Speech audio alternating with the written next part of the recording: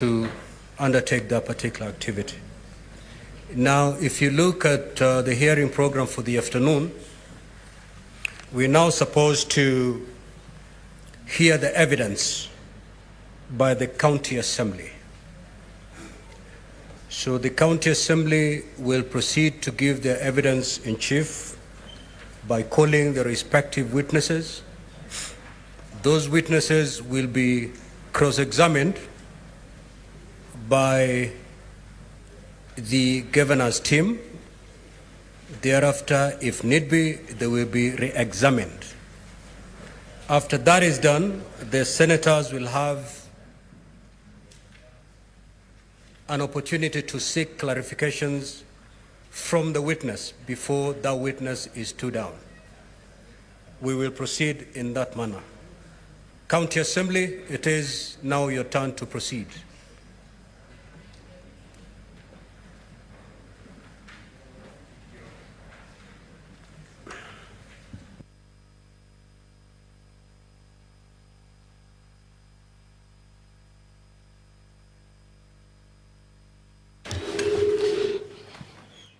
Mr. Speaker and honorable senators, the assembly is ready with the first witness. His name is Arimi Paul Mwaki. He will be examined by my learned friend, Mr. Mari Maranya.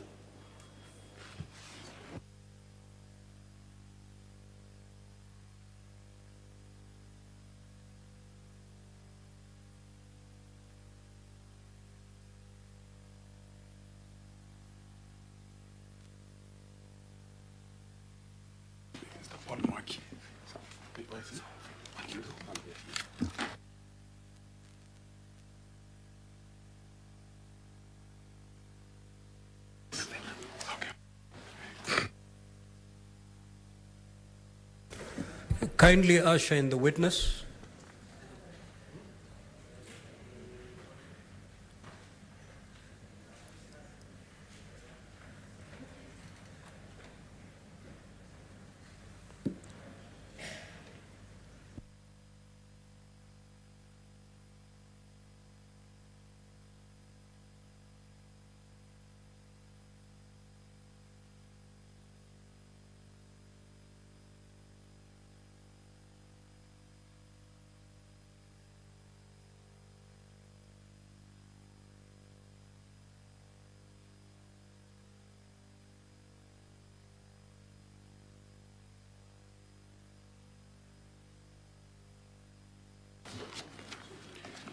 Thank you, Honorable Speaker. Being mindful of time, may allow me to start. Kindly, Mr. Witness, please introduce yourself for record. Clerk, let the witness take an oath first. Sorry.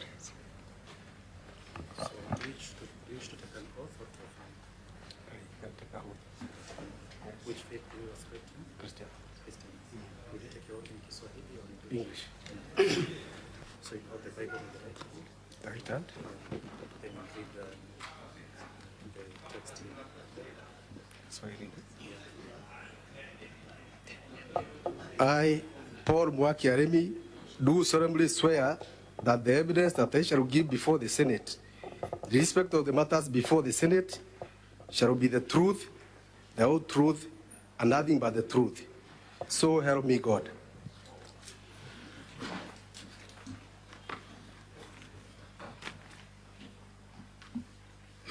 Thank you, Honorable Speaker.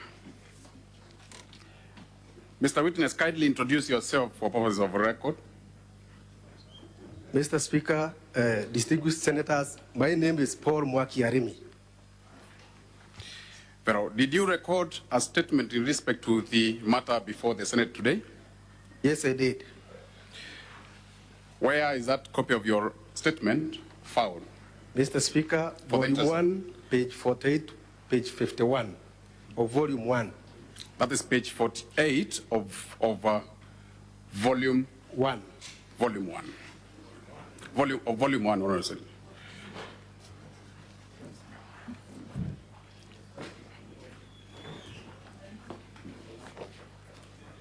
Mr. Paul, what do you do for a living? Honorable Senators, the witness has a statement. Which statement is contained in your bundles and also contained in your, apart from the physical booklets that you're holding, your iPads also contain soft copies. So, Council, maybe you will refer to the bundle. Yes. Where that statement is, so that you aid the senators to move in there. I will constantly be referring, Mr. Speaker, to two documents, that is Volume 1 and Volume 3.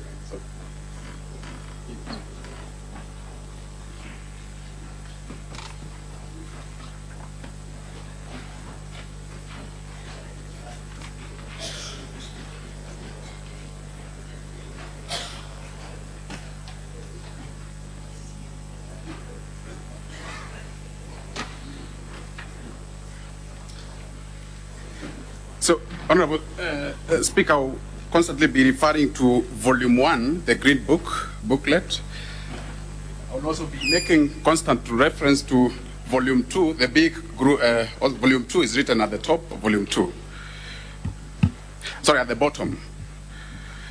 So, Mr. Paul, you indicated that your statement is found on which page? Volume 1, page 48 to page 51. Page 48 of Volume 1. Honorable Speaker, I believe everybody, we are now together. Thank you. What do you do for a living? Currently, I'm the CEO, Meru County Alcoholic Drinks Control Board. For how long have you served as the CEO of the Liquor Board? I started serving as CEO of Meru County Alcoholic Drinks Control Board from January 2018 until now. I'm supposed to be serving until now. Very well. Who is your employer? Whom do you report to on a daily basis in your operation? My employer is the board. Your employer is the board. Please explain to this Honorable House what happened on the 6th of September 2022 in respect to your employment.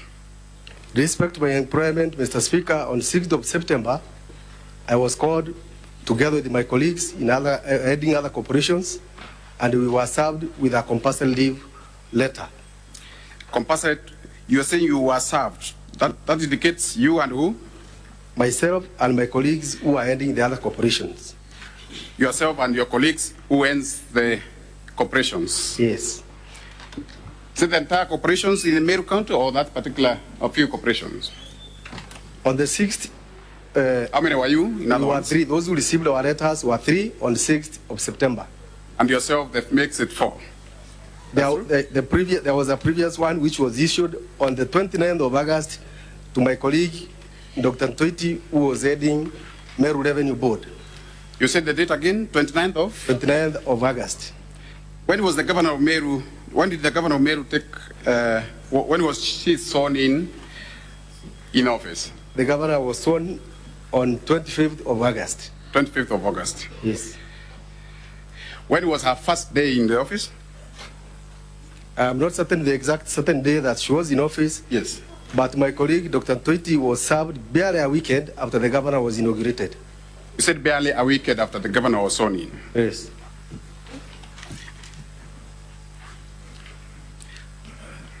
That is to indicate that the governor, Dr. Ntoiti, was served the first day, or was sacked the first day the governor took office. We can see that. Is that your evidence? That is true. Prior to the letter setting you on compulsory leave, did you have any interaction, any prior interaction with the governor? Mr. Speaker, not at all. Not at all. You've made reference to your letter setting you on compulsory leave. Would you guide the Senate, the Honorable Senate, on where the same can be found? For purposes of record, so for following the proceedings, where can those documents be found? The compulsory leave letters can be found in Volume 2 from page 336. 306 to 339. Volume 2, Honorable Volume 2, the big Speaker, volume. I am making reference to the big booklet written Volume 2 at the top, at the bottom. You said the letters are found in pages? 336 Yes. to 339. What was to happen to your institution once you were sent on compulsory leave? Who was to man the institutions? Immediately we were sent on indefinite compulsory leave. Yes. Other persons were appointed in acting capacity. Other persons were appointed in acting capacity. Yes. Were they formally appointed? They were appointed from the office of the governor. Were they formally appointed? Is there a formal appointment letter to that respect? Yes, Mr. Speaker. Where is the formal letters found? Where are the formal letters appointing your representative found? Mr. Speaker, they are found on page 340 to Yes. 342. Pages 340 to pages 342 of which booklet? Of volume 2, Mr. Speaker. Of the same document, volume 2. Upon receiving the letters of sending you on compulsory leave, did you make any attempt to establish the cause, the charge, or the reason as to why that has happened a day or a few days into assuming office of the governor? Mr. Speaker, we interrogated the letter and we found that it was not right, and we made several efforts. Several efforts to do what? Several efforts to be reinstated back to our offices because we thought we were sent home and procedurally. You made some, sorry again, you made efforts to do what? We made efforts to get reinstatement from the governor. Did you have any audience with the governor over Yeah. the same, or the subject matter? We had audience with the governor, we had audience with the county secretary on the same matter. What did the county secretary in particular say? The county secretary indicated to us that clearly we could not be reinstated because he was acting on the instructions of the governor herself. Did you sit down with the governor over the same? We did not get an opportunity to sit with the governor on the same Yes. later, but the county secretary gave us the instructions. After you are unable to meet the governor personally, and the county secretary indicated that he had instructions from the governor not to allow you back, what did you do? What action did you take? After all those efforts failed, Mr. Speaker, Yes. we made an application to court to seek redress and to seek reinstatement through the court. Through the court. That is to mean that you filed a matter in court. We filed a matter in court, Mr. Speaker. Who are the you filed the matter alongside who? Who are the petitioners in the matter? The petitioners were myself, the MD, Meru Revenue Board, Dr. John Toiti, Joseph Beria, the CEO, Meru Water Sanitation Services, and the Kimadi, the end of Meru Microfinance Corporation, Mr. Speaker. That is to mean that you are the first, you filed as first to fourth respondent. We filed as, sorry, petitioners. Yes, Mr. Speaker. And what did the court rule in respect to your matter? The court issued a stay or conservatory orders reinstating us back to office, Mr. Speaker. The court ruled that you be reinstated back to the office. What else did the court rule? The court also further ruled that those who are in acting capacity in our place be removed from office or be issued with letters cancelling their appointment on acting capacity, Mr. Speaker. Therefore, it's your evidence that the court ruled that you be returned back to work and letters of appointment of your predecessor be revoked. Is that so? It's true, Mr. Speaker. Did you, in your statement, annex that particular court order? Yes, Mr. Speaker. Where can the same be established? We annexed Found? the court order on volume 416, volume 2, page 416. Volume 2, Honorable Speaker, the big booklet, pages? 416. 416? Yes. 416, which contained two prayers, according to your evidence, one of reinstatement and the other one of revocation. Please confirm. I can confirm that, Mr. Speaker. And in compliance to that order, did you, sorry, before that, did you serve it upon the governor and the county secretary? Yes, they were duly served, Mr. Speaker. You were duly served. Yeah. How do you confirm to this honorable house that you did duly serve upon the governor and the county secretary, the particular court order? through a notice of service. You served. Yes. Upon service, what happened? Was the same respected? Was the same court order obeyed? The court orders were disobeyed. Yes. Mr. Speaker. Please explain to the court how the same order were disobeyed. Mr. Speaker. Explain to the Senate, sorry. Mr. Speaker, upon the court issuing orders, yes, there was a meeting convened at a place called Mitungu by the governor. Yes. In which the first gentleman in that meeting threatened to organize people to flush us out of office in case we went to that court order to report back to office, Mr. Speaker. So who threatened the against disobedience of court order? The first gentleman is the one who threatened to mobilize people to come and evict us. Was the governor present in that particular meeting? The governor was exactly present in that meeting, Mr. Speaker. Do you have any evidence to that particular meeting you are making reference to? The evidence is in a video form, Mr. Speaker. In a video form. Honorable Speaker, the video, with your leave, maybe can have the video played, the video in support of contempt of court be played to the court, to the Senate. Mr. Speaker, that's the video in support of count 5. Yes.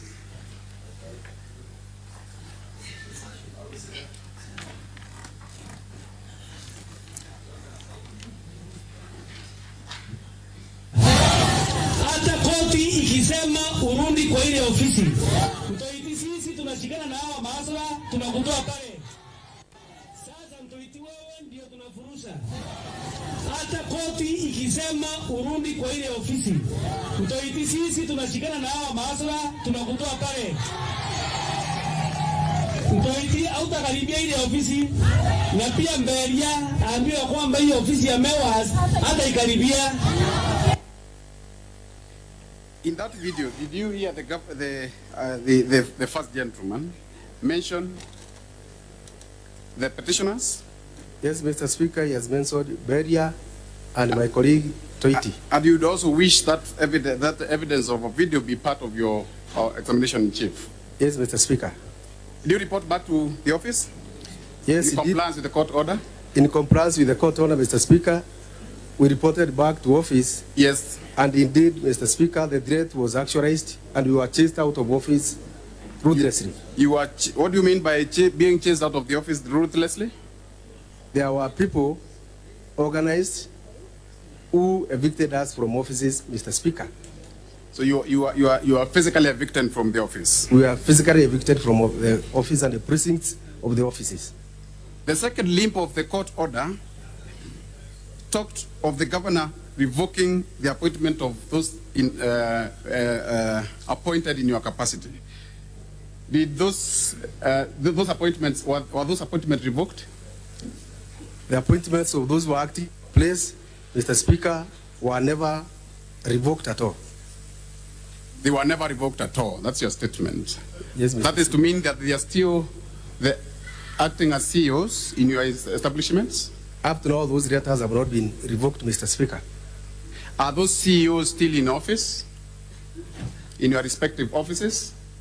Mr. Speaker, because they were acting in their inacting capacity, yes. Upon us obtaining contempt of court orders, we have been able to get back to office, and some of them have been reappointed back again under different capacity. What happened after the court order was, you have jumped the gun, what happened after the court order was disobeyed, when you were when you were evicted from the office? What happened? What action did you take? Mr. Speaker, we made an effort and we applied for contempt of court orders. You applied for contempt of court orders? Yes, Mr. Speaker. Has the court pronounced itself on the contempt of court? The court did pronounce itself on contempt of court. Yes. And convicted the governor and the county secretary and another of contempt of court.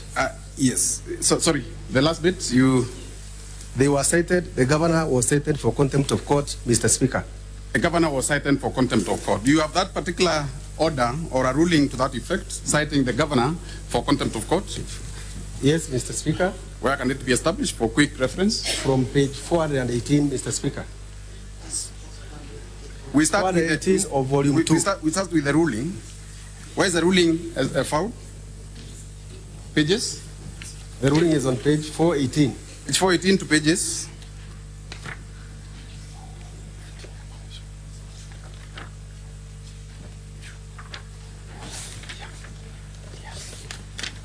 Of which volume? Of volume 2. Of volume 2. Pages 418 to pages? Pages, the ruling is found on page 418 to page 439. Page 439. And the order, and the particular order setting governor for contempt is established, is found on pages? It's found on page 440. Pages 440. And 441. Of which, again, on which volume? Volume 2. On volume 2. According to those two court documents, was the governor found guilty of a court order? Yes, he did. The governor was found guilty for contempt of court. Was she punished accordingly? The court scheduled a date for punishment. Yes.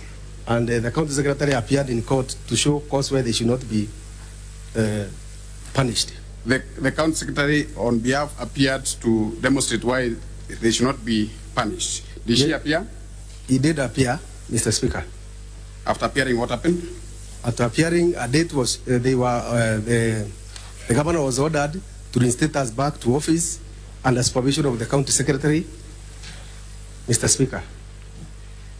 That is to mean, sorry, would you recall when the county secretary was instructed to take you back to the office? Would you recall? I would recall, Mr. Speaker. That is when? That is on 23rd of last month. That is 23rd of September. 23rd of September. This is barely 2 weeks ago. 2 weeks ago, Mr. Speaker. What happened to the punishment in respect to contempt of court? Was it administered at that time?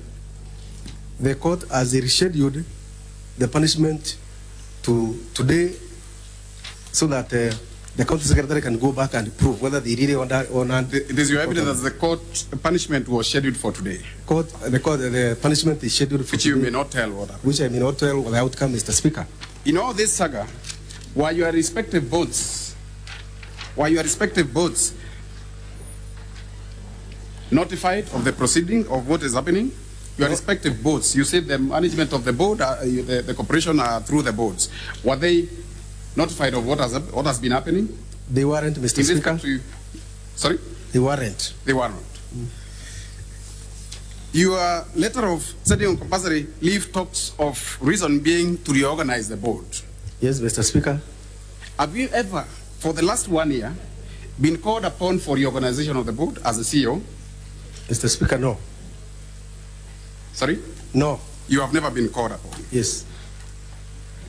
Does the governor have power over reorganization of matters in respect to your independent corporations? The semi-autonomous government agencies like our corporations are supposed to be reorganized by the boards. By the board. Now, for the entire period of 1 year that you've been away, until only 14 days ago when you assumed your office as the CEO, were you getting your salaries? Yes, Mr. Speaker. Sorry? Yes, I was earning my salaries while at home. You were earning your salaries while at home? Yes, Mr. Speaker. Did the court order provide that you be paid your salaries? Did it address the question of you being paid your salaries while away for a whole year? No, Mr. Speaker. What stated that you'll be paid your salaries for the entire period that you'll be away? The compulsory leave letter, which came from the office of the governor, is the one that indicated we shall be entitled to full pay and all benefits while we are home in indefinite Therefore, leave. the compulsory leave stated that you'll be paid your full salary while you are at home? Yes, Mr. Speaker. And were you actually paid your full salary while at home? Indeed, we were paid. For the entire period? For the entire period. Do you have evidence to the effect that you continued being paid salaries while you are not working? Yes, Mr. Speaker. Where are the copies for ease of reference again? Where are they being established? Found in this? Volume 2, page 35. Volume 2, pages 35. To pages number? page, let me correct it please, Mr. Speaker. Volume 2, page 33 to pages 33, beginning from page 33 to page 41. To pages 41. Yes, Mr. Speaker. And to this 1 year after, to this extent today, have you ever known the reason as to why you were sent on compulsory leave by the governor and the county secretary?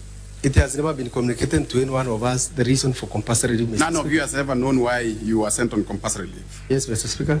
And you said that only 14 days ago, the governor complied with the court order and reinstated you back to your office alongside the acting CEOs. That was your evidence. It is true. What, in your opinion, why do you think the governor was able to comply with a court order a year after the initial order was granted? Mr. Speaker, the governor may have complied basically because she had been found to be in contempt of court and her punishment was about to happen.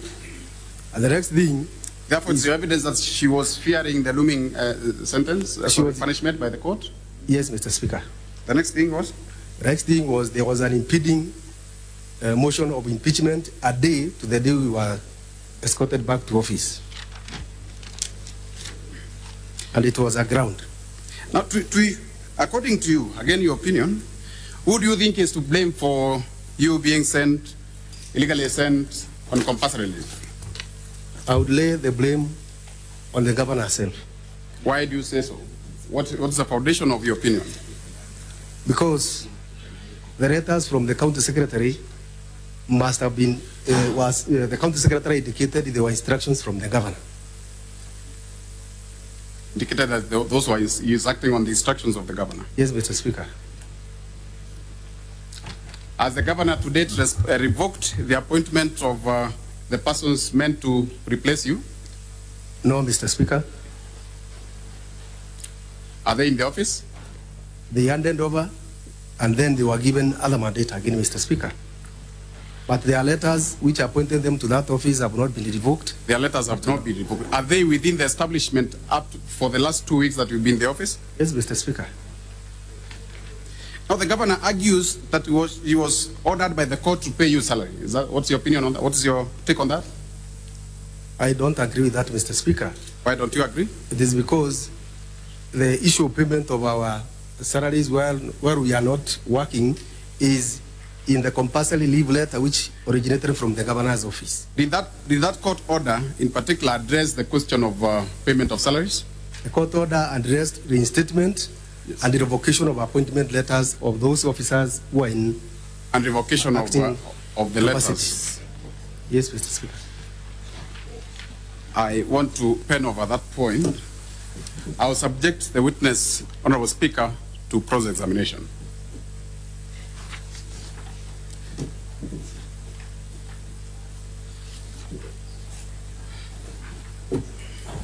Counsel for the governor.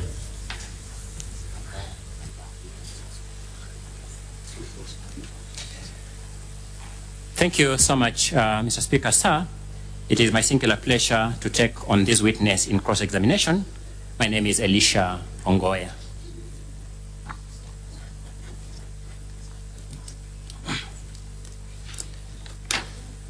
Allow me to start from where the witness has ended.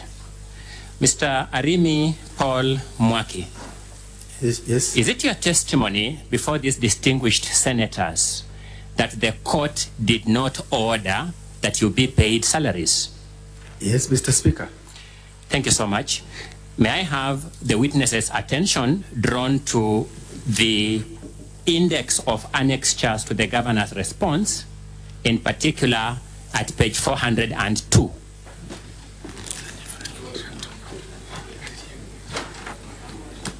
Counsel, refer to those bundles in terms of volumes for ease of reference. Huh? You know, my apologies, Mr. Speaker. The governor just filed 3 documents, one called a response and one called index of annexures to the response.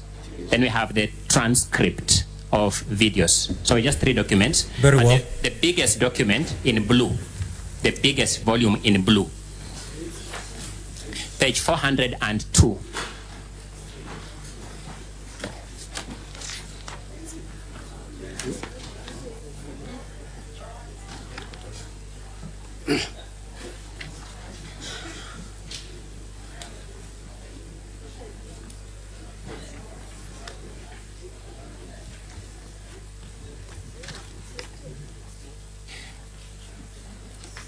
Mr. Paul Mwaki Arimi, are we there? Yes, Mr. Speaker, I'm there. Please confirm for these senators that that is a court order. I can confirm, Mr. Speaker. Page 402.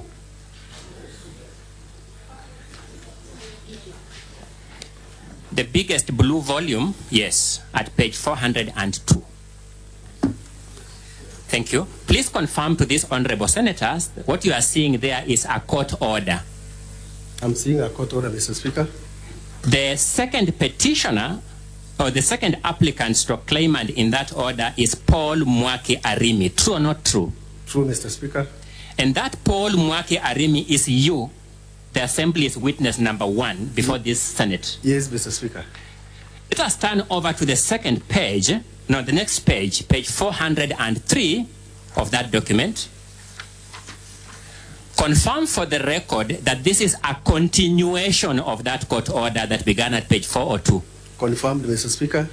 Please confirm, and I read, Order 6 reads as follows, that finally, Dr. Atheru is directed to file sufficient evidence in court within 7 days to show that all the petitioner's salary have been paid from May 2022 to date.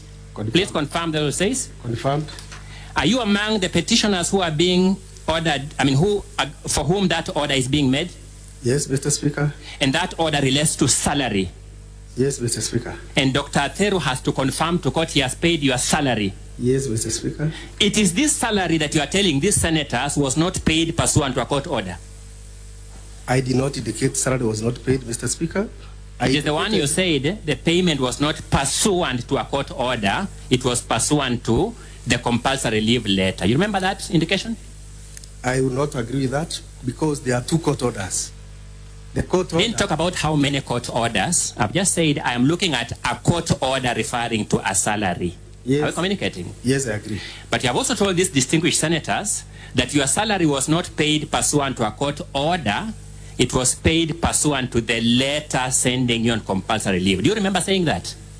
I don't remember saying that. You don't remember? I'm happy with that. The record will bear me out. The record. Excuse me, Mr. Speaker. My apologies. I've finished my question. Excuse me, Mr. Speaker. I have finished my question. I'm going to the next. Kindly serve my time. We have only 4 hours to finish your case. Okay.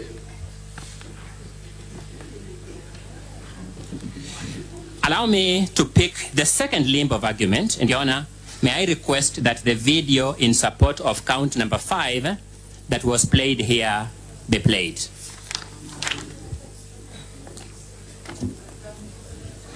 Sasa mtuiti wewe ndio tunafurusha. Hata koti ikisema urudi kwa ile ofisi. Mtuiti sisi tunashikana na hawa maasra tunakutoa pale. Mtuiti hautakaribia ile ofisi na pia mbele. Sorry, I wanted the clip to remain visible so that the witness can identify something in the clip. Okay, my apologies. Pause the video.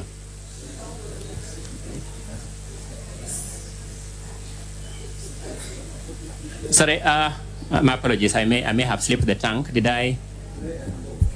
Kindly play and pause. Councillor, I hope you're not assuming I'm in that video. My apologies, Mr. Speaker. It was a complete slip of the tongue. I couldn't even remember saying it. My deepest apologies.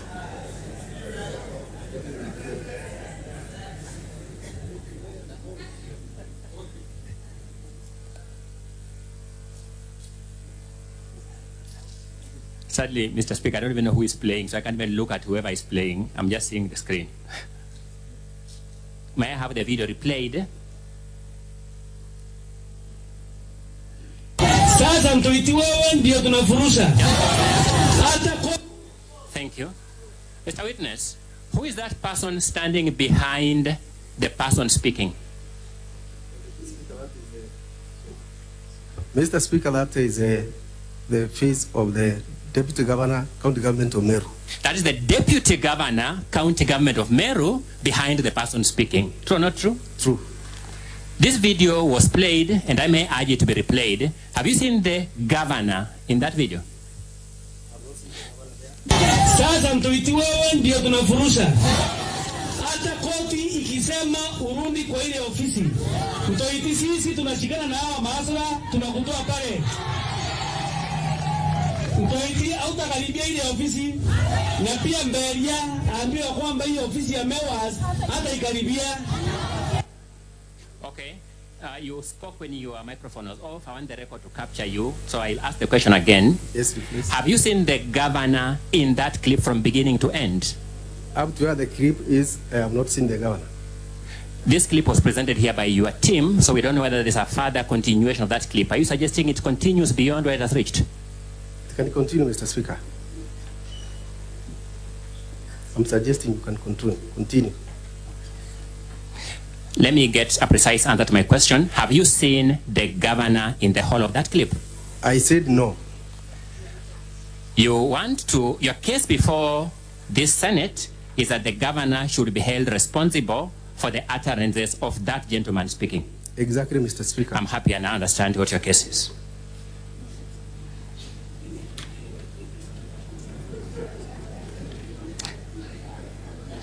I want you to look at your volume 1, the Assembly's documents, volume 1,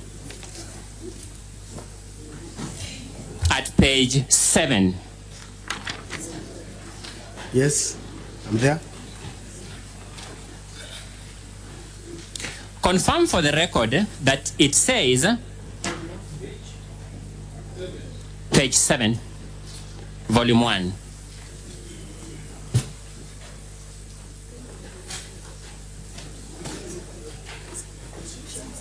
Page 7 of volume 1 of the County Assembly's document.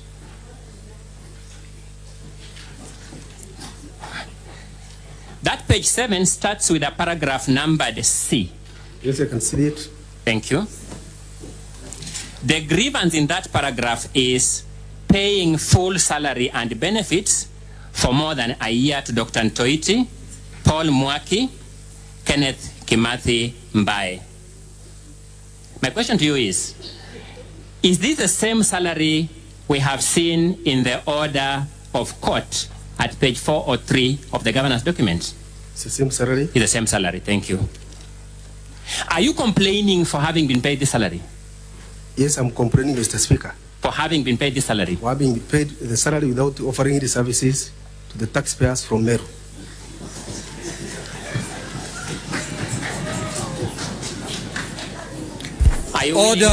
Order, senators. Order, senators. I order, honorable senators. Sergeant at Arms, kindly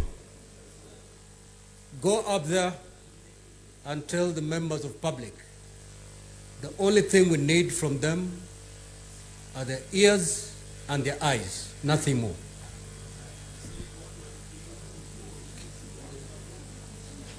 May I proceed, Mr. Speaker, sir?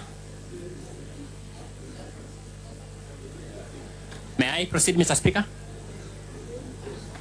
Yes, Counsel, you may proceed. Thank you so much.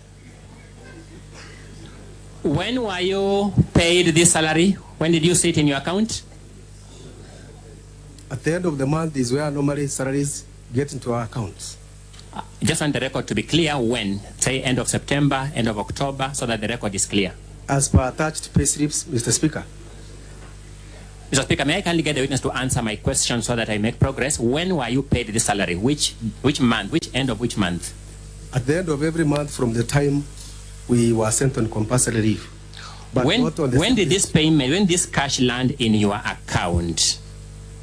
When did you see this money in your account that you have been paid? It's not on regular dates because it's paid on monthly basis. It's not paid on lump sum. When were you first paid this salary? When was the first time? Immediately we were sent home, we received the salary. That is in the end of September 2022. Have you made any efforts to return this money to the county government since you are aggrieved by the payment? I'm not supposed to do so, Mr. Speaker. I've asked, have you made any effort to return this money to the county government? I haven't. You haven't.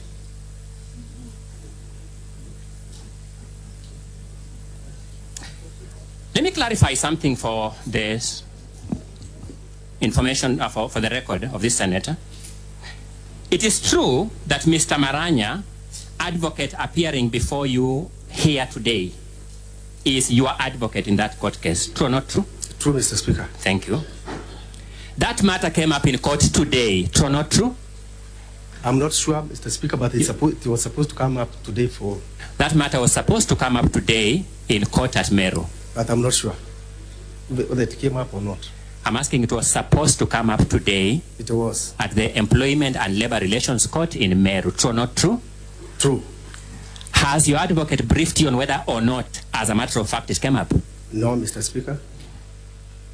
Very well. We can live with that.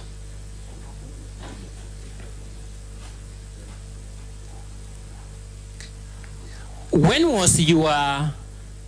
were you sent on compulsory leave? I was sent on compulsory leave together with two others on 6th of September in the year 2022. 6th September 2022. When did the court give the conservatory order in petition number 1 of 2022 at Meru? Conservatory orders were issued on 7th of October 2022. Was that before or after the governor's first impeachment proceedings or removal proceedings for this house? It was before the first impeachment motion was tabled. This was before the first impeachment proceedings for this house? Yes, Mr. Speaker. Did you make this grievance part of that impeachment process? It didn't come to this place, Mr. Speaker, so we didn't make it part of it. I didn't understand your answer. You did suggest that that didn't come to Senate? We didn't make it part of the grounds for impeachment. You didn't make that grievance part of the first impeachment? Yes, Mr. Speaker. It is that ground that arose well before the first impeachment that is being made the part of this impeachment? Yes, Mr. Speaker. Thank you.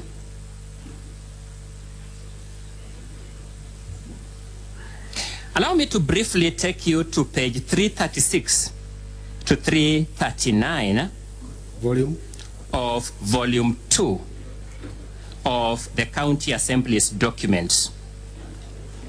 Pages 336 to 339.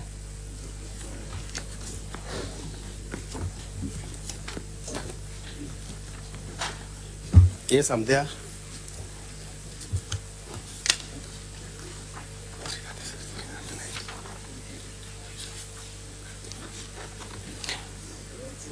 Is that letter authored by the governor? The letter is authored by the... No, just answer my question. Is it authored by the governor? No. Is it copied to the governor? No.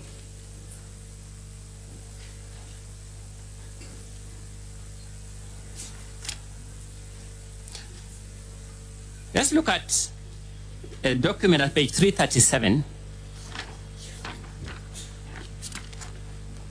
Is that letter authored by the governor? It's not authored by the governor. I'm going with the same volume, volume 2 of the County Assembly's documents. Volume 2 of the County Assembly's documents. May I describe it as the big green volume? So we are now looking at page 337. Yes. And I'll repeat the question for the benefit of the distinguished members who hadn't seen the document. Is that letter authored by the governor? No. Is it copied to the governor? No, Mr. Speaker. Let's look at page 339 following. Is that letter authored by the governor? My apologies. Thank you so much, Senator. 338. My apologies. 338. No, Mr. Speaker. Is it copied to the governor?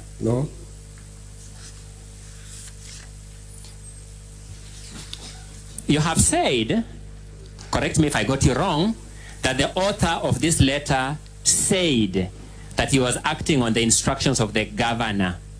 Did I get you right? You got me right. The body of that letter has only 3 sentences at page 336. The body of the letter, page 336, has only 3 sentences. Yes.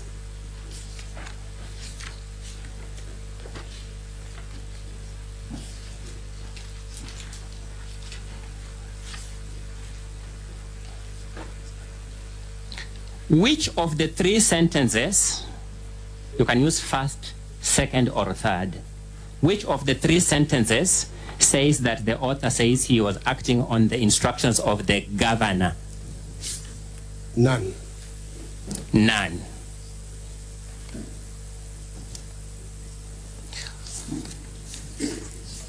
If I got you right, the evidence of the compulsory leave letters is to be found at pages 336 to which page? Page 338. To 338. Yes. Which of those letters is addressed to you? The one addressed to me is not attached here, Mr. Speaker, but this is a sample because all the letters add the same information except our names only. To save time, are you saying that of all the letters presented to this Senate to support that point, none is addressed to you, the witness on the stand? The samples here, none Is that what you are saying? Am I saying the truth? Yes. Thank you.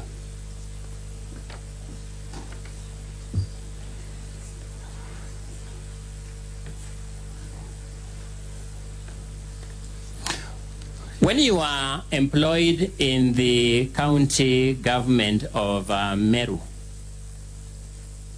was your employment letter under the hand of the governor? The governor gazetted me, Mr. Speaker. The governor? Gazetted. Was the gazette notice under the hand of the governor? Of course, it is the governor who gazettes. I've asked you a simple question, not what of course it is. I'm asking what in fact it was. Are we communicating? Yes. Was the gazette notice under the hand of the governor? I just know there was a gazette notice. I don't know who said. Mr. Speaker, my question is not ambiguous. I would rather the witness is ordered to answer my question. Yes, it is the governor. Have you presented that gazette notice anywhere in the documents you have given this Senate? No, Mr. Speaker.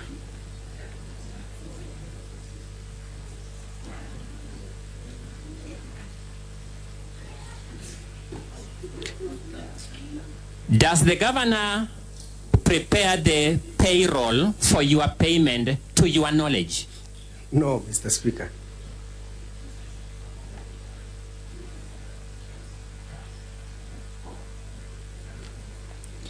Let me just get this right.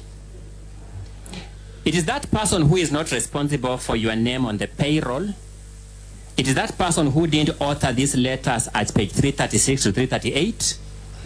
It is that person who was not copied in these letters from page 336 to 338.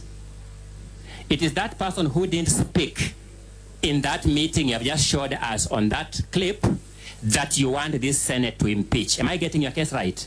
Correct. Thank you.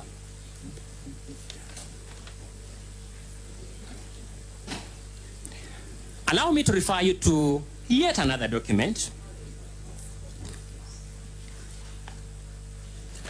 which is the ruling of the Employment and Labor Relations Court in Meru. And for ease of time, I want us to go to page 436 of volume 2 of the County Assembly's documents. Page 436.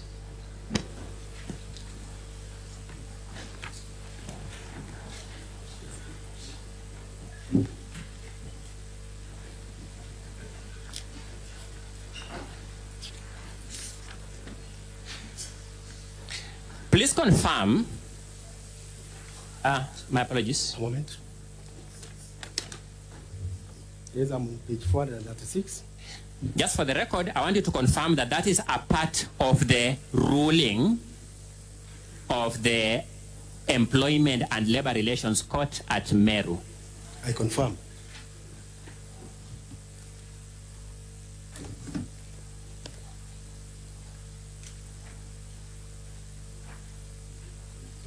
I want us to read paragraph 34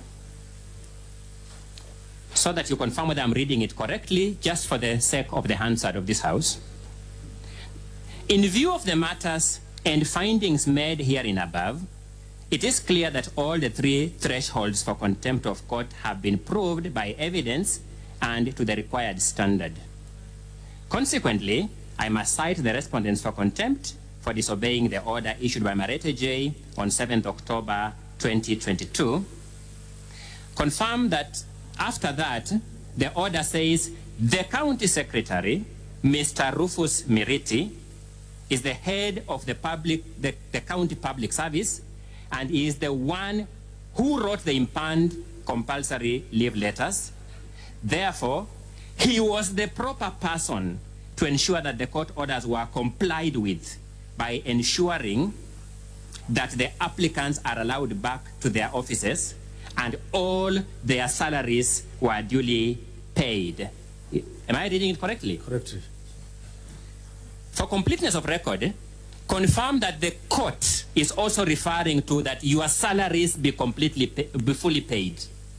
Reinstated and fully paid. Yes, the court ruling is talking about to ensure that your salaries are duly paid. Confirm. Thank you. And therefore, it is not correct to say that your salaries were not paid pursuant to a court order. It is not correct. It is not correct what you're saying. Yes, if I said that your salaries were not paid pursuant to a court order, I will not be speaking the truth. You would be lying. I'll be lying. And therefore, when you told this Senate that your salaries were not paid pursuant to a court order, you equally were lying. I am not lying.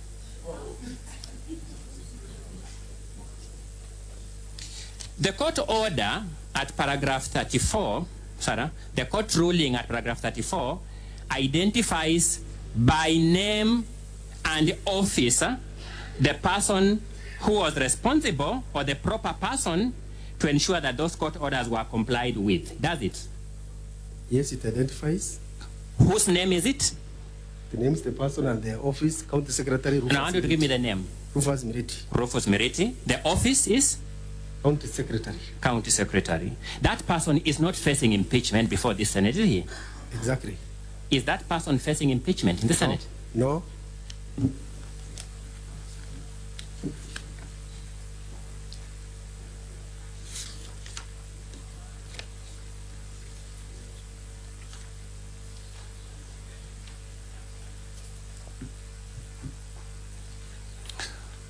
Whom did the court summon to attend court and purge the contempt? The court invited the County Secretary. By name?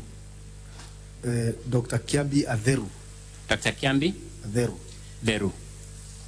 Is that person before this Senate facing impeachment? What?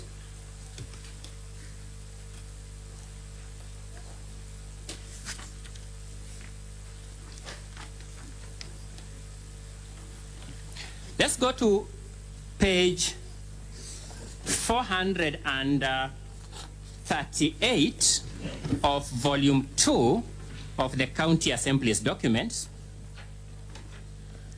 Page 438 in particular, paragraph 37B. I'm there. Is that the paragraph summoning Rufus Miriti or his successor in title? Yes. That title would be the title of County Secretary. True or not true? True. Is any of those people, either Rufus Miriti or his successor, before this Senate for impeachment? No.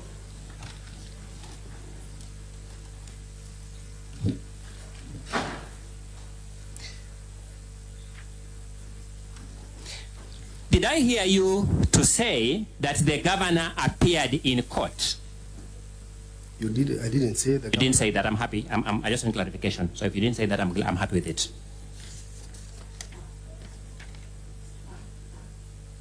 Did I hear you to say that you got audience with the governor over your compulsory leave matter? Yes, through the county secretary, I said. You got audience with the governor? Through the county secretary. I want to get this right. The county has an officer called county governor. Yes. True or not true? Yes, we did. The county has another officer called county secretary. True or not true? Yes, Mr. Speaker. I'm asking the first officer, county governor. Did I hear you to say you got audience with that person? We sought audience through the county secretary. Did you get it? We didn't get You didn't get notice it. of the governor directly. So you never spoke to the governor over this matter directly? Instead, we spoke to the county secretary. So you never spoke directly to the county governor over this matter? Yes.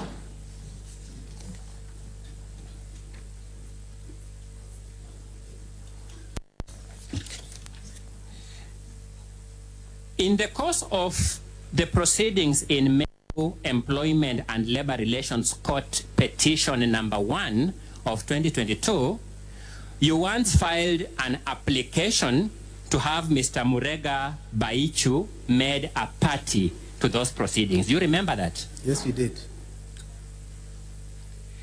You filed to have Mr. Murega Baichu made a party because you believed he must be held personally responsible for his own actions or words. Yes. Before this Senate, you believe the governor is now the one to be held responsible for the words of Mr. Murega Baichu. Yes, I believe. I'm happy with that, and that is all in my cross-examination of this witness. Counsel for the County Assembly, any re-examination? Yes, Mr. Speaker, and it will be done by my colleague, Mr. Eric Muriuki. Mr. Speaker, my name is Eric Muriuki, Advocate of the High Court. I shall be conducting the re-examination. Now, Mr. Paul Mwaki. Yes, please. You are referred to two orders. The first order is the order that is on page.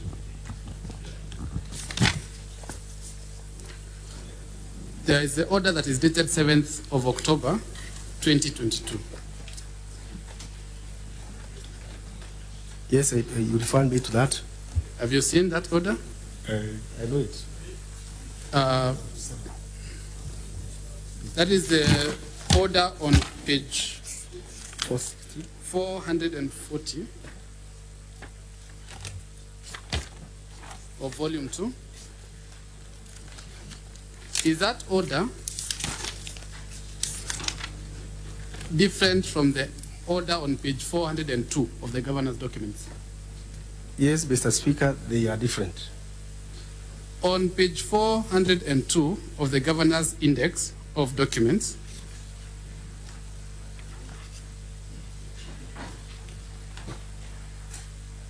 Yes.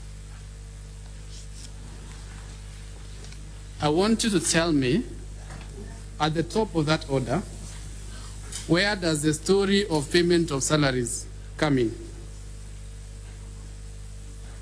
It comes on item number 1. What is the heading of where that is explained?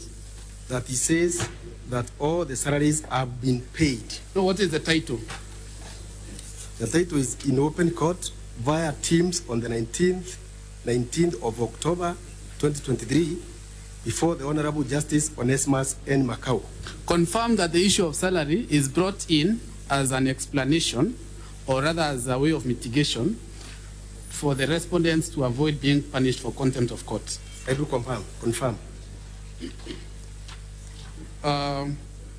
You were asked about the person seen on the video that was played. Who are the respondents in the contempt of court application? Was he one of them?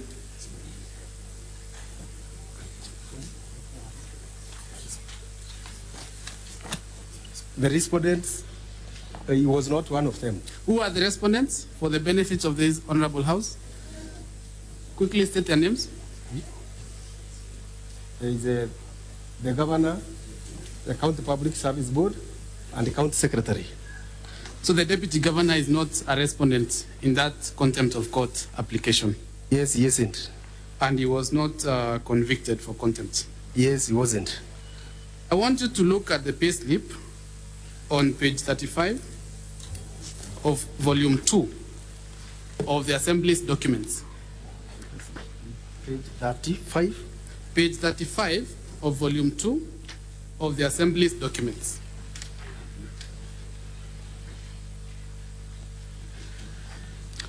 What is the date? On page 35, the date is 26th. Just a minute. What is the date of the stamp on those payslips? The date on the stamp is 26th April 2023. And the order that you are referred to on page 402 of the governor's document is issued on what date? Okay. Let me confirm. The order is issued on the 19th of October 2023. So you will confirm that way before that order, which has been referred to, it has been put to you that was the cause of your payment, you were receiving your salary? Yes, I confirm. Good. You are asked whether you have made effort to refund the monies that you were paid. I was. And what was your response? That we didn't make an effort to refund the monies. And why did you not make that effort? Whose fault was it that you are not providing the services that you are being paid for? The governor is the one who obstructed us and made sure we are not able to go back and work. Good. You were asked whether your letters of suspension were authored by the governor. Yes, I was asked. I want to refer you to page 339 of our volume 2.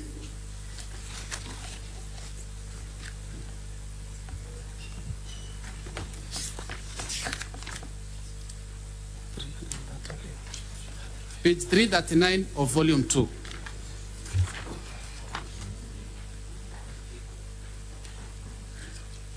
Yes, I'm on page 339. Can you read for us what is written? And that is a post made by the governor on her Facebook page. Yes, I can read, Mr. Speaker. Honorable Kawira Mwangaza, press release. I have this afternoon made some changes in the Meru County Revenue Board to ensure efficient service delivery to the Meru people. In this regard, I have appointed Francis Mungai as the General Manager for Meru County Revenue Board, replacing Mr. John Toiti, and Frinda Kawira as the Director, replacing Eric Kabwae. I have also ordered, 1, the board to release all items that had been confiscated by the former regime. Okay, that is enough. So on that page, or on that press release, who is taking responsibility for the decision to make these changes in the semi-autonomous government organizations? It's Governor Kawira Mwangaza. Thank you. And when you look at the letters that you are referred to on pages 336 to 339, yes. Who does the letter say has made a decision? It is a fairly short letter. Just read. It says the decision. Just read the body of the letter. Page 336, volume 2. Volume 2, page 336.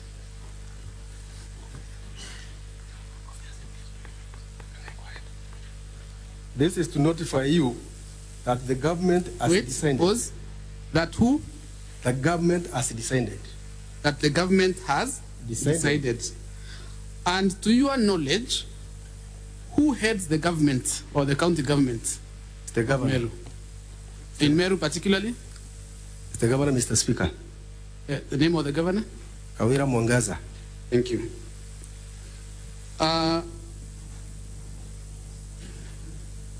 want you to look at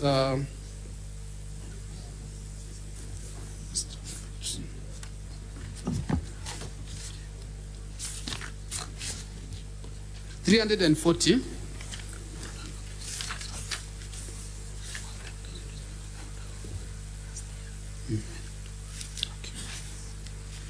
Page 340 of volume 2, of our volume 2. Yes, I'm there. Can you see the letter there? I can see the letter. Who is it addressed to? It's addressed to one Tony Kirima. And whose position is this letter referring to? Can you repeat the question? Whose position in the liquor board is this letter referring to? Mr. Speaker, it is referring to the same position I was holding and the one that I'm holding. Position that you are occupying. Yes. Thank you. And you will also confirm that from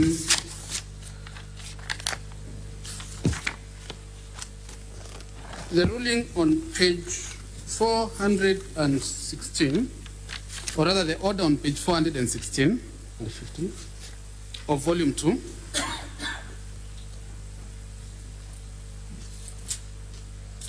volume 2, the Assembly's document. 416? Yes. Are you there? I'm there. Who are the petitioners or the claimants? The petitioners are Joseph Beria, Paul Mwaki Arimi, Dr. John Toiti, Kenneth Kimadi Mbaye. And which one are you among those ones? I'm Paul Mwaki Arimi. Thank you.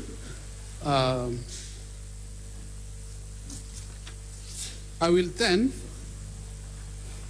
take you to still that order that is on page 416, where on that order does it talk about salaries? Does it talk about payment of your salary? It doesn't talk about salaries, Mr. Speaker. So the order that came out on, or that is dated 7th October 2022 does not talk about salaries. Yes, Mr. Speaker. And let's go to the contempt of court ruling and order that is now coming in a year later. Let us go straight to the order. And that is on Page 440. yes, page 440.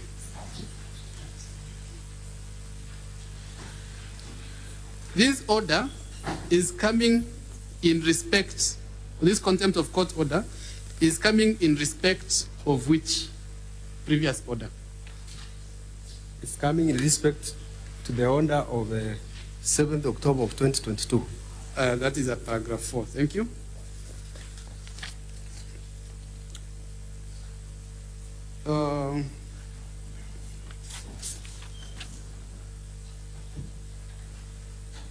The order on page 440. You're still there. Yes. At paragraph 5. Can you read the first line? That the respondent be cited for contempt of court and be committed to a civil jail for a term of 6 months until they purge the contempt and comply with the orders of this honorable court issued on the 7th of October, the year 2022. Can you confirm that it refers to the respondents, plural? Yes, I do. And who are the respondents on that order, as you can see it? County Secretary, County Government of Meru, Meru County Public Service Board, and the Governor, County Government of Meru. So you confirm that there is a conviction against the Governor, County Government of Meru, based on that order? I do. I will again take you to the ruling, page 437 of volume 2. Yes, I'm there. 437 of volume 2. Yes, please. At the bottom, the sentence that is starting with however. Can you please read and then read on the next page? However, before passing sentence against the respondents are invited to attend this court through the County Secretary, Mr. Rufus Miriti, or his successor in title, to show cause why the court should not punish them for disobeying the court orders issued on 7th of October 2022. So it is your testimony that the respondents are invited through the county secretary, or rather the county secretary is invited on behalf of all the respondents. Yes, I confirm that.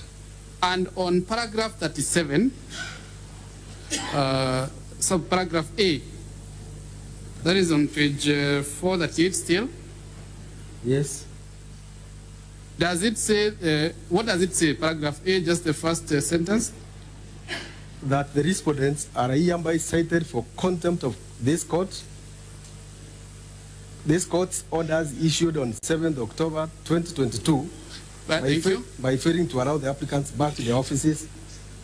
Thank you. So you will confirm that these rulings, these orders issued by the court through and through refers to all the respondents in that application for contempt of court.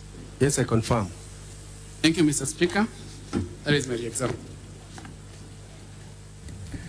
Now, honorable senators, you have an opportunity to seek for clarification either from the witness or the counsel for the witness. That is the counsel for the county assembly. Or you may ask questions to the witness. Senator Sigay.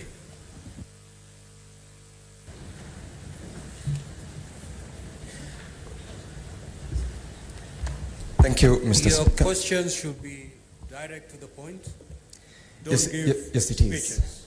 I want to seek clarification from Mr. Witness or his counsel with regards to the establishment of the entity called Meru Alcoholic Control Board with regards to two things. One, paragraph 1 of your affidavit make reference to a semi-autonomous entity, and the allegation make reference to non-reference to the board. I'd like to know whether the board is a statutory organ or it is what you have referred to as a semi-autonomous entity. Thank you, Mr. Speaker. The board is established through a County Assembly Act of 2014. So in that case, we can say it is backed by law. Senator Manzo.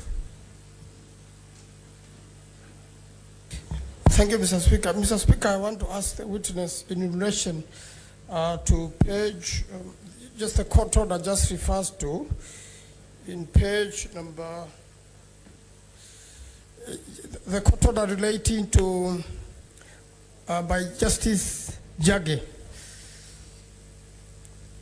I want to ask, there are quite a number of parties. There are 4 parties and 3 parties ending with the county governor. Was this court order specifically ordered against the governor of Meru, or it was ordered for all the parties appearing there, including the county secretary?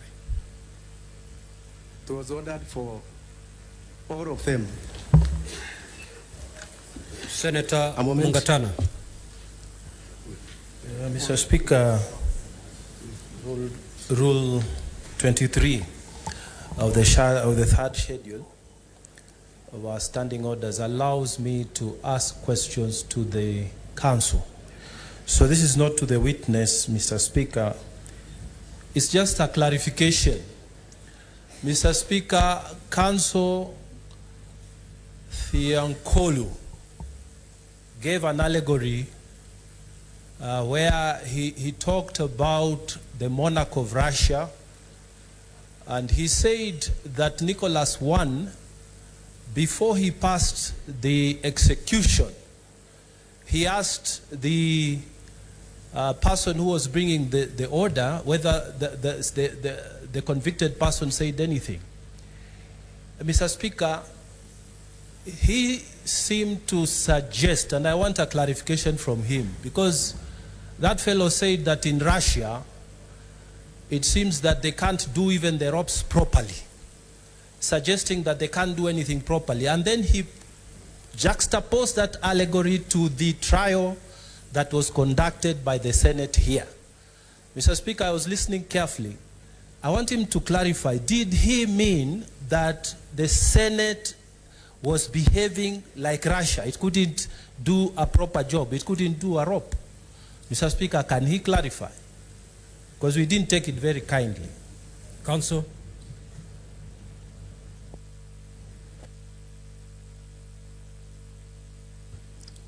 Mr. Speaker, what I meant in that allegory was that Kondraty Rylev, having miraculously escaped execution, would have saved his life by stopping the very act that had condemned him to death in the first place, which was subversive utterances against the monarch. And what I meant is that the Honorable Kawira Mwangaza, having survived the first impeachment, which was based on specified allegations, would have been expected to refrain from the acts and omissions that triggered that impeachment motion, which she had sent. Number two, it would have been expected Kawira Mwangaza, as part of the vilification, would not have gone berating this house itself, and when we get there, we'll be playing a video for you. When Kawira asked, after they took me to the Senate, what happened to me? Nothing happened. Kaende. And therefore, that's why we said, this time, we urge you to repeat the execution of Kawira, and we see whether the rope will break again. Well, I hope that explanation is adequate to the issue raised by Mungatana. Senator Sifuna.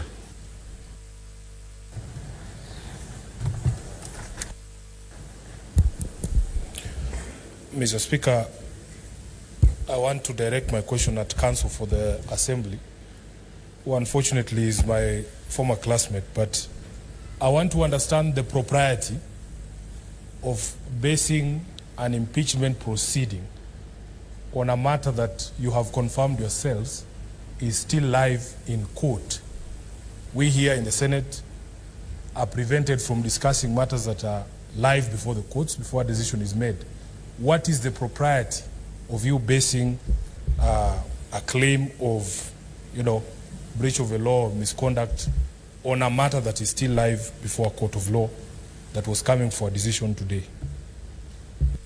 Counsel. The answer is as follows, Mr. Speaker. The question of contempt of court is not pending in court. We have a conviction before you. We have an order before you. We have a sentencing before you. That order, as we speak, has not been set aside by a higher court. As a matter of fact, the room for challenging that order in a higher court expired a long time ago because you have only 14 days to appeal. That's the first answer, Mr. Speaker. The second answer, which is very specific to this process before you, is that the governor went to court. When this motion before you was labeled, she went before the High Court in Meru in petition number 24. No, I'm sorry, Mr. Speaker, I don't seem to recall the number, it's not 24, but she went to court in Meru before the Honorable Justice Cherere to stop this process on that very ground that it was sub judice. The court refused. She returned to the court again. The court refused.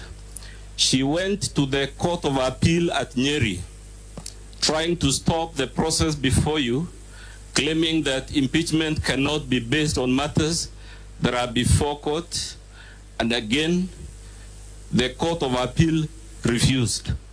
Lastly, Mr. Chairman, when we were in the Court of Appeal, one of the questions we asked is how can a convictee whose conviction has not been set aside, who has been disobeying a court order for a year, be the one now telling you everywhere about court orders. Senator Chute.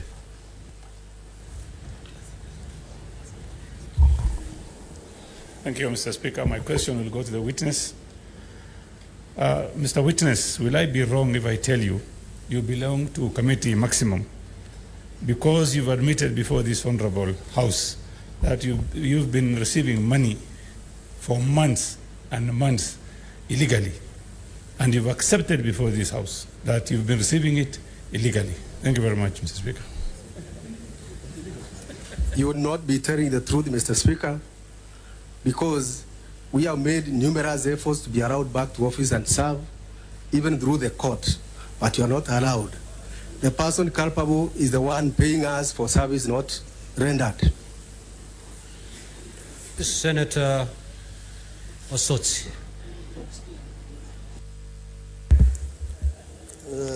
This is to the witness, Mr. Speaker. Mr. Speaker, looking at the application for this case and even the ruling, the governor is listed as respondent number 3. That is after the county secretary and the Meru County Public Service Board. Is this an admission that the governor is not directly involved in matters of HR, recruitment, and appointment? It's not an admission. Senator Roba. Thank you, Mr. Speaker. I just want to ask the same question but phrased differently. Mr. Paul Mwaniki Arimi is appearing as a key witness on behalf of the County Assembly. And he is here to give witness on what he found extremely wrong of receiving salary for work not done. And he has admitted that as being wrong. Now, if your convictions are true, shouldn't it have bothered you enough for you to have considered refunding or refusing the acceptance? And accepting the money for this long and appearing as a witness to admit that before this, why didn't you, consider not accepting if you considered it was wrong? Thank you. Thank you. It is wrong legally to receive pay for service not rendered or work not done. What we did as victims of this is we have sought legal redress for a full year from last year up to now, seeking to be allowed to get back and work. Yet still, we have not been terminated from work. What you have been given is a mandatory indefinite leave without any reason. So there would be no issue of refunding monies without any clear structures of how this one should be done. So we have been in court, struggling to be allowed to work. The person culpable is this one sending us on a compulsory indefinite leave with even a reminder that you will be paid all the services you are home. Indeed, it is depressing. Just to be clear, witness, this is the question that I help you out. You've indicated that you have received, you've been receiving these salaries. This Yes, Mr. Speaker. Question from the Senator. Yes, Mr. Speaker. And you've indicated that you ought not to have received this money because it is taxpayers' money. Yes, Mr. Speaker. So the question that the Senator posed then is, did you make an effort We made either to efforts through the refuse court. or to refund? We did not make efforts to refund, but you made efforts to get back to work. Very well. Senator Okoiti.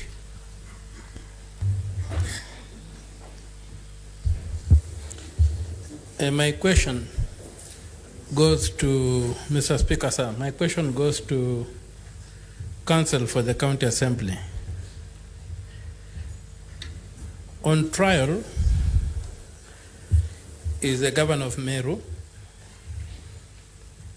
and one of the grounds is contempt of court. In the evidence that you have laid before this court, are you able to point out to me specifically where the governor is condemned specifically where the governor is condemned. Counsel convicted of that contempt.